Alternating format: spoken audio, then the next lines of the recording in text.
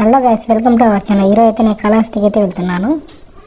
కాళహస్తికి అయితే మనకైతే రెంట్ వచ్చింది. నేనైతే ఇక్కడనే మన వైఎంఆర్ కాలనీలోంచి పికప్ చేస్తాను. నేనైతే కార్ లాక్స్ అండ్ పని వీడియోస్ అయితే పెట్టాలనుకుంటున్నాను. నేను నా లైఫ్ స్టైల్గా 2 పనులు అయితే ఎంచుకున్నాను.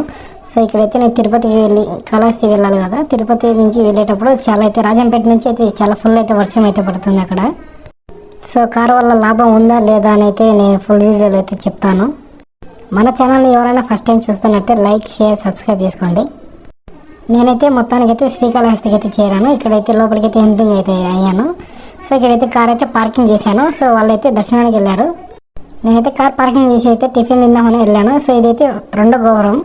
ఇక్కడ నుంచి పైన చూస్తే అక్కడ 2 విగ్రహాలు అయితే కనిపిస్తున్నాయి. నాకైతే తెలియదు, నేనైతే పైకి అయితే వెళ్ళలేదు. ఎవరైనా చూసింటే కామెంట్ చేయండి. నేనైతే ఇక్కడ ఉన్న బండి మీద అయితే నేనైతే పూరి అండ్ దోశ అయితే తినేసాను. సో ఇక్కడైతే టిఫిన్ అయితే చాలా బాగుంది. కార్ పార్కింగ్ దగ్గర ఈ టిఫిన్ సెంటర్ అయితే ఉంటుంది.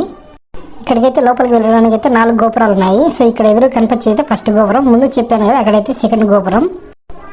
ఈ లెఫ్ట్ సైడ్లో ఉన్నది అయితే నాకైతే ఎందుకో అర్థం కాలేదు. గోపురం అయితే చాలా పెద్దగా ఉంది. సో ఇదైతే ఎందుకుందో నాకు కూడా తెలియదు. ఇక్కడైతే శివుడి విగ్రహం అయితే ఈశా ఇది టెంపుల్ మాత్రం అయితే ఇక్కడైతే చిన్న విగ్రహం ఉంది. ఇక్కడైతే చాలా మంది ఫోటోలు అయితే దిగుతున్నాను.